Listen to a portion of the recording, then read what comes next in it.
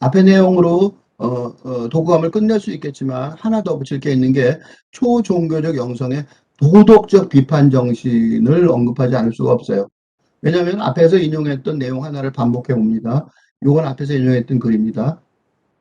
앞에서 말했던 거죠. 기리성은 우리 종교계의 가장 큰 문제는 상식과 이성이 통하지 않고 도덕적 비판 정신이 마비된 풍토에 있다는 사실을 지적하면서 그로 인해 지금 이 순간에도 얼마나 많은 사람이 그런 종교의 노라나 종살이를 하고 있는지를 생각하면 새삼 종교라는 것이 정말 무서운 것이구나, 또 위험한 것이구나 하는 생각을 떨칠 수 없다라고 고백합니다. 이건 앞에서 했던 말이에요.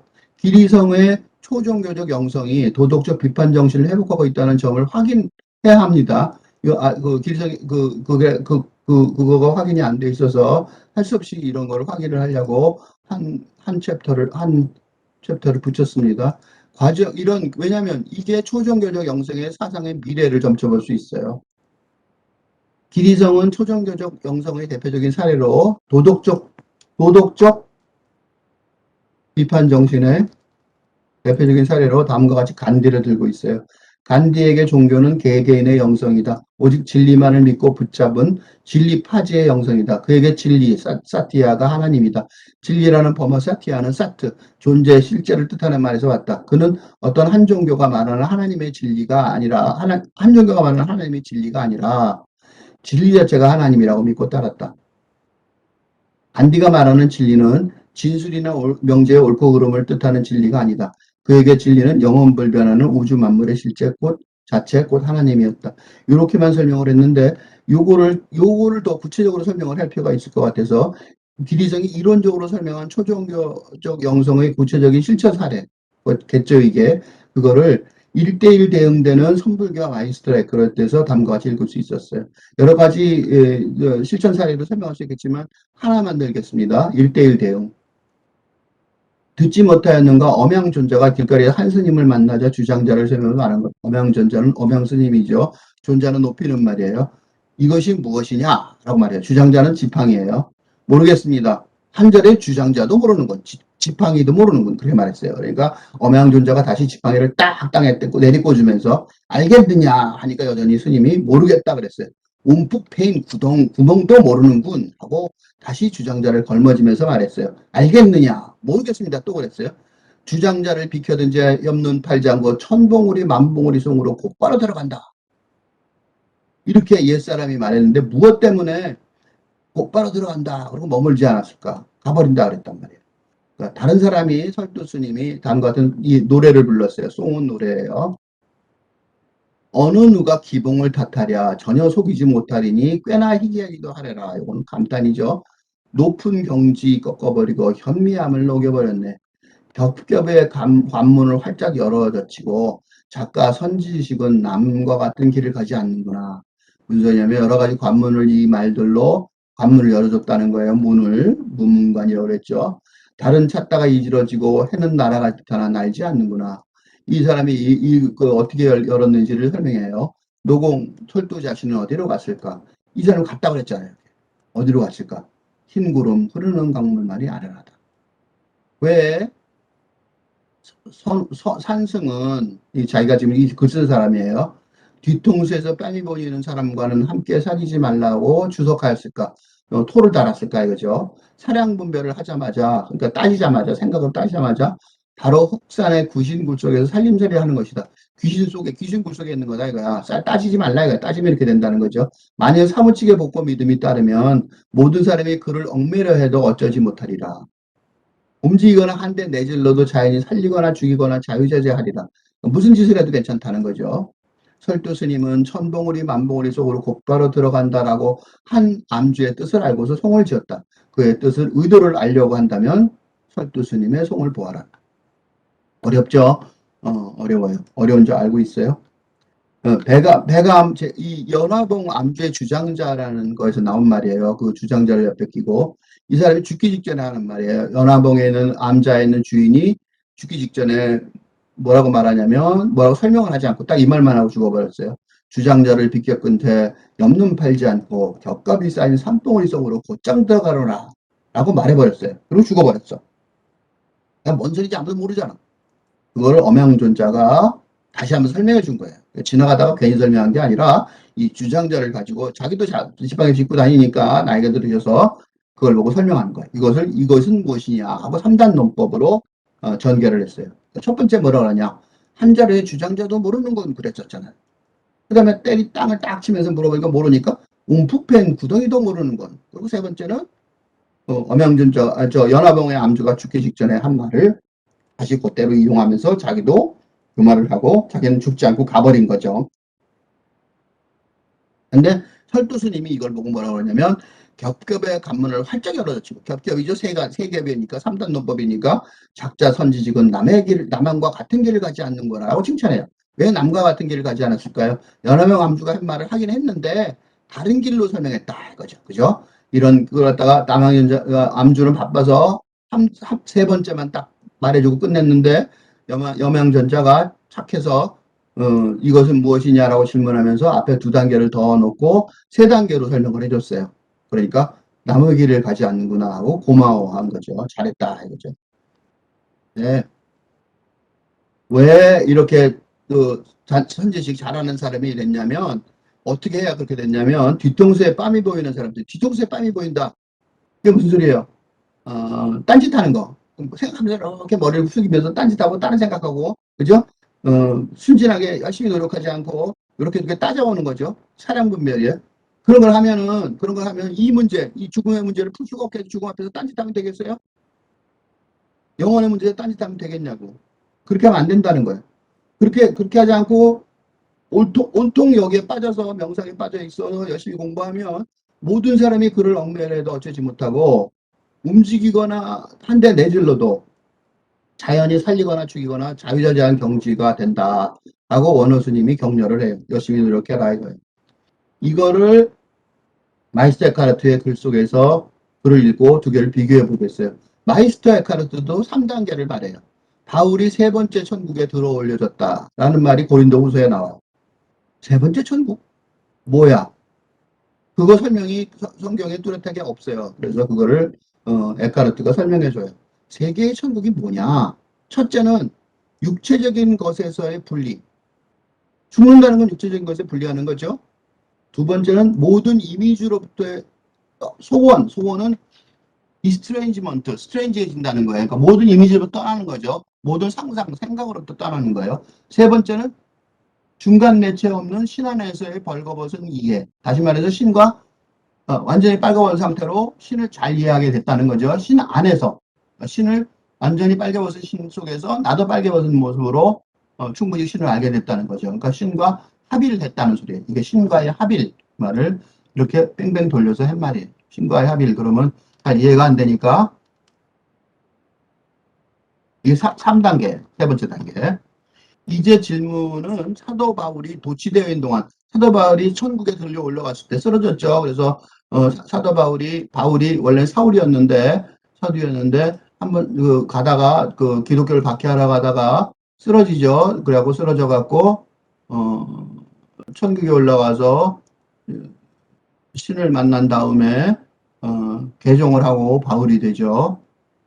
그런데 그렇게 도취되어 있는 동안에 어떤 사람이 건드렸으면 그럼 이제 신하고 막 가 있는데 그럼 건드리면 어떻게 되냐 이거야. 그치? 느꼈을까? 느꼈을 거 그렇게 질문한다면 느꼈다. 그렇다고 말하는 거예요. 신의 포옹 안에 갇혀 있는 거죠. 그때. 그럴 때도 어떤 사람이 바늘 끝으로 건드려도 안다는 거죠. 왜냐하면 시간과 영혼의 교차로에 있듯이 영혼이 창조되기 때문에 그래요. 영혼은 시간과 영혼의 교차로에 있다. 이게 무슨 소리냐면 시간은 육체죠, 육체. 육체를 가진 시간이 있단 말이에요, 육체. 그죠? 그 다음에 영혼은 영이죠. 그죠? 영. 영의 세계란 말이에요. 그죠? 세계와 접촉되어 있는 거죠. 그러니까 그 교차로에 있단 말이에요. 그러니까 인간의 영혼이 신의 포성 안에 가 있어도 교차로에 있으니까 육체를 갖고 있으니 이해할 수 있죠. 이걸 다시 말로 뭐라고 이걸 어거스니 영혼과 영에 관하여라는 책에서 말하고 있어요. 다시 말하면 낮은 감각을 가지고 그러니까 영혼의 감각을 두 개를 하는 거예요. 낮은 감각, 낮은 힘을 가지고 영혼이 낮은 힘일 때는 시간 속에 있는 거예요. 시간 세계 속에 있어서 시간적인 것들을 포옹하는 거죠. 근데 높은 힘을 갖고 있으면 영혼은 영원한 것들을 포옹하고 무시간적으로 직감하는 거죠. 그러니까 이 영혼의 두 가지 차원이 있다는 거예요. 그러므로 도취되어 있는 시간 동안에 누가 건드려도 다른 것들 건드려도 아는 거죠. 육체가 그대로 살아있으니까 신을 만나더라도 신의 선성한 호흡 안에 갇혀 있을 때라도 이때는 그랬다는 거죠. 그러니까 물체 안에 있는 형태처럼 영혼이 육체 안에 남아있기 때문에 그래요. 영은 신을 만나지만 여기서 생략된 말이 영은 신을 만나지만 이렇게 영은 여기 지금 생략된 말이 있어요. 이게 생략된 말들을 잘 모르면 안 보이면 신성의 호흡 안에 갇혀 신을 만나고 있지만, 그지? 물체 안에 있는 영태처럼 영혼이 육체 안에 남아있기 때문에 그래. 해가 공기가 땅을 비추듯이 그렇게 바울의 영이, 그지? 신으로부터 순수한 빛을 받고 있는 거죠. 그죠? 그래서 그걸 깨닫고, 개종을 하죠. 그래서 영혼이, 영이 원래 있었고, 그지? 영혼이, 그래서 그 영을 받고, 육체는 영혼으로 받는 거죠. 3단계가 있는 거죠, 이렇게. 그래서 천국이 3단계였던 거예요. 돌아가 보면, 육체적인 것에서의 분리, 이건 뭐예요? 육체, 그죠? 육체. 근데 이건 뭐예요? 영혼이죠. 이건 뭐예요? 영, 그렇죠? 다시 말하면, 요거는 육체, 그죠? 요거는 영혼, 요거는 신과 앞에라는 영, 그죠? 요건 영어로는 소울, 요거는 스피릿, 그렇죠? 그래서 사도 바울이 들어올렸을 때 어떻게 있었던 것에 남아 있었는지가 분명해요. 영은 이송되었고 영혼은 남아 있었다. 육체 안에. 영은 신과 만나느라고, 그지? 신과 만나느라고 이송되었고 영혼은 어디 남아 있어요? 육체 안에 아직 남아 있었던 거죠. 그죠? 이게 3단계가 있었다는 거죠.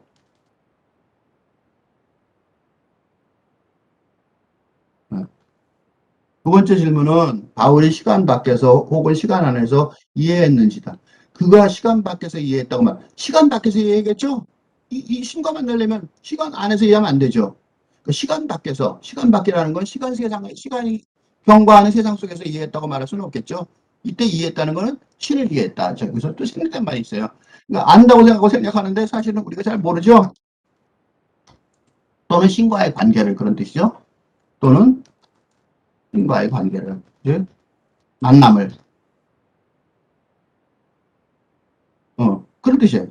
시간 밖에서 이해해야 되죠. 신을 시간 안에서 만날 수 있는 건 아니죠. 시간 안에 창조된 천사에게서 그가 이해하지 않았기 때문이다. 그러니까 천사가 왜 천사가 시간 안에 창조됐냐면 인간하고 만나기 위해서 시간 안에 창조된 거예요. 그러니까 천사는 인간의 영혼과 만나니까, 그지? 창조되어 된 인간의 영혼과 만나는, 그치? 그 시간 안에 있는 거죠, 이 사람들은. 이 천사들은. 그 인간이 서로 이해가 되는 거예요. 천사의 말을 듣고 천사라는 개념이 그렇게 나온 거죠. 그가 신에게서 이해했는데 신은 신에게서 이해를 했죠. 이해하려면 신에게서 이해를 했죠. 신을 만나서 신에게 이해한 거죠. 그게 진짜 이해죠. 그러니까 이때 이해는 진짜 이해예요. 그냥 이해가 보통 이해가 아니라 진짜 이해. 신은 시간 이전에 있기 이전에 있었죠. 시가 있기 이전에 있었고 시간은 신을 절대로 이해하지 못하기 때문에. 세 번째 질문은 사도 바울이 신 안에 있었는지 아니면 신이 그 안에 있었는지다. 그러니까 신이 그 안에서 이해했고 그가 이해했는데 신 안에 있는 존재로서가 아니었다고 말한다. 이게 무슨 소리냐면 신 안에 있는 존재로서 이해한다는 거는 그건 아니죠. 그죠? 그러니까 무슨 소리냐면 여기 하나 예를 들어 보면 해가 유리를 통과해서 비추며 장미가 이렇게 있으면 유리를 통과한 빛이 장미로부터 습기를 끌어서 장미에 있는 촉촉한 장미를 마르게 하죠. 이는 유리라는 물질의 촉촉함과 해가 생성하는 힘 때문이죠. 햇빛이 비쳐서 유리라는 물질을 총총을 통과를 하는 거죠. 이렇게 해서 해가 유리 안에서 만들어지지 유리가 해 안에서 만들어지지 않겠죠. 햇빛이 비쳐서. 그죠? 그러니까 신성의 깨끗한 빛이 영혼을 꿰뚫었을 때, 그죠? 이런 방식으로 행하는 거죠. 이런 방식으로 행하는 게, 그죠? 그렇죠? 그러니까 영의 밝은 장미에서 신성한 명상의 사랑스러운 힘이 끌려 나오는 거죠. 그러니까 신성한 깨끗한 빛이 영혼에 오면 그 영혼에 있던 영에서 사랑스러운 흐름이 흘러나오는 거죠. 그러니까 강물에 넘쳐 흐름이 내 도시, 즉 내 영혼을 즐겁게 하는구나 라는 시편의 말씀에 내 도시는 즉 영혼을 말하는데 강물에 흘러넘쳐 신의 깨끗한 빛이 영혼을 꿰뚫었을 때를 말하는 거죠. 바울의 영이 투명하기에 이런 일이 생기는 거죠. 중요한 거는 바울의 영이 투명해야 되는 거예요. 뭐가 돼야 되는 거죠? 신성의 생성하는 힘으로 그의 영혼을 통과해서 흘러가죠. 천사가 하듯이 육체와의 연관성이 그러니까 왜 이해를 못하냐면 영혼의 이해를 방해하기 때문에 그래요. 그래서 이해를 못할 수 있단 말이죠. 그러니까 물질적인 것이 없이 이해할 수 있는 한도까지 우리는 천사와 같아요. 그러니까 물질적인 것을 가지고 한다면 이해를 못하죠. 신을. 이건 천사도 비슷할 것 같아요. 그러니까 밖으로부터 영혼이 아는 거죠. 밖으로부터 영혼이라는 거는 자신을 자아를 벗어난 그지 자아 밖의 영혼이 신을 안다는 거죠. 생각된 말이 많아요.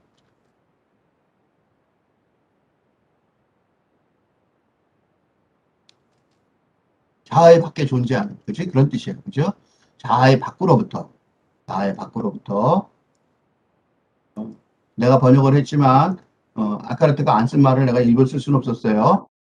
뭐 밖으로부터 영혼이 자아의 밖으로부터 간 영혼이 신을 안다 말할 수 있는 거죠. 이런 말들을 다 써서 번역하고 싶었지만 에카르트가 한 말을 넣어서 이렇게 쓴다는 거는 언어안에 가까워지기 때문에 할 수가 없었어요. 신은 자신 안에서 자신의 의세. 신은 이런 바깥 게 없죠. 왜냐하면 신이 모든 것들의 원천이니까. 그죠? 신은 이럴 필요가 없지만 우리는 바뀐지 아닌지 구별하고 난리가 나는 거죠. 그래서 3단 논법이 있는 거예요. 그러니까 엄양존자의 3단 논법하고 바울의 세계의 천국하고 1대1 대응해요. 이 두 가지가.